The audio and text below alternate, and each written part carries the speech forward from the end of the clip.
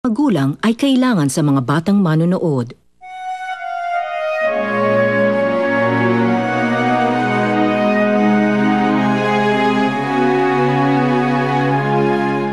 Ano, dito muna kayo kasi kakain kami ni Troy sa labas.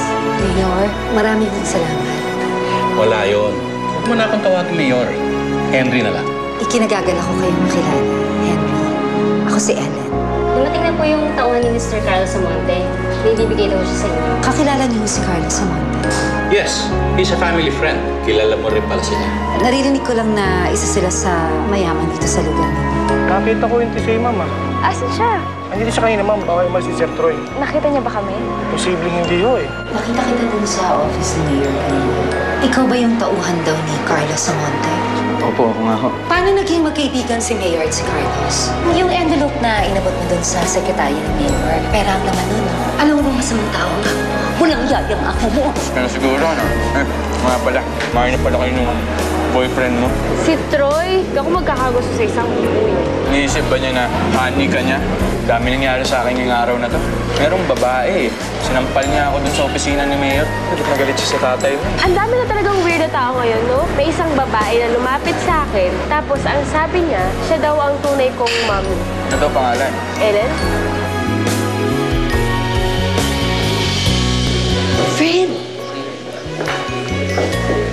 Ano? Okay na ba yung tsura ko? Maganda na ba? Okay na? Okay na? naman, friend.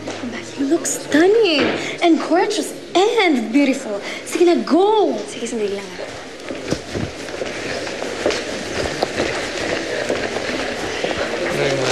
Ay!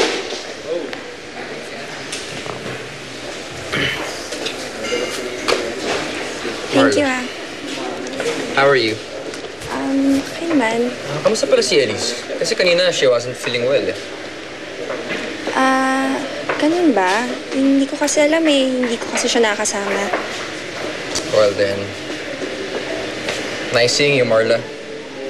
Okay. And take care of Elise for me, okay? See you. Bye-bye. See you.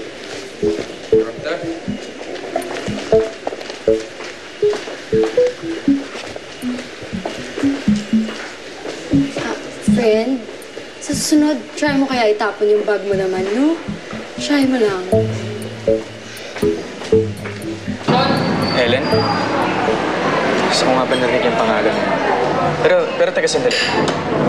Hindi ka ba nagtataka na sinabi niya sa'yo yun na anak ka niya?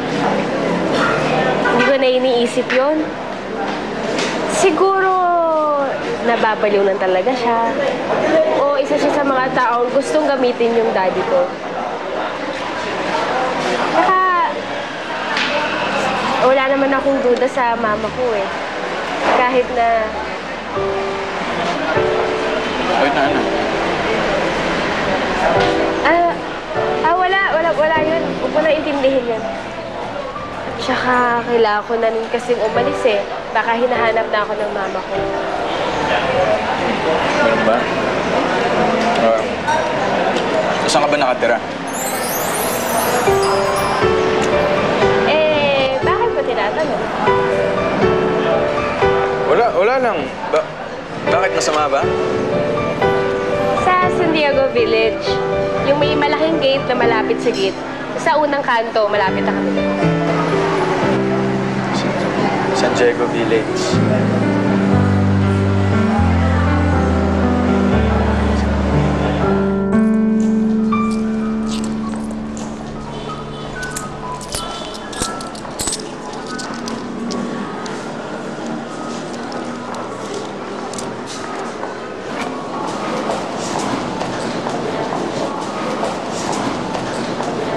Oh, Ellen, narito ka pa.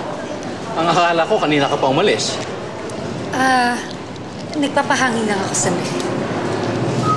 Yun ba talaga ang dahilan? Bakit hindi mo sabihin sa akin? Baka naman may maitulong ako sa'yo. Kasi lahat ng pera ko, naiwan ko dun sa pagnanakaw sa akin. Hindi ko alam ngayon kung paano ako uuwi ng Maynila. Wala naman kasi akong kakilala dito sa Batangas para matuluyan ko ngayong araw na to. Ito lang kasi. Bale.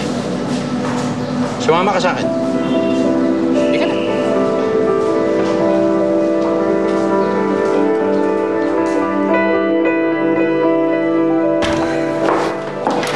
Kausap ko si Toy kanina. At ang sabi niya sa akin, masama daw yung pakiramdam mo. Oo, tama ka. Masama nga yung pakiramdam ko. And I need to rest now. Eh, bakit ngayon ka lang? Saan ka nang galing? Sino kasama mo?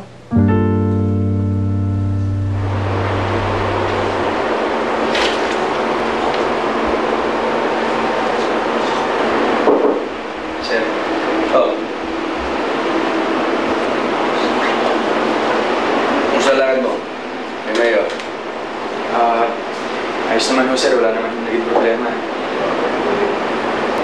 Hindi man lang po dun sa...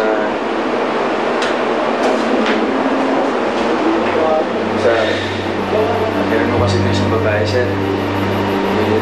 Tanong mo ng tanong sa akin kung anong envelope na binigay ko kay Mayor. Sir, nagalit ko sa inyo eh.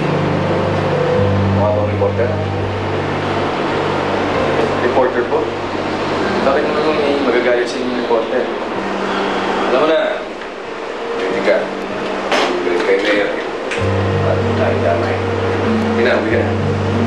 At saka sa susunod nga pala, meron siya nagtanong tungkol sa akin.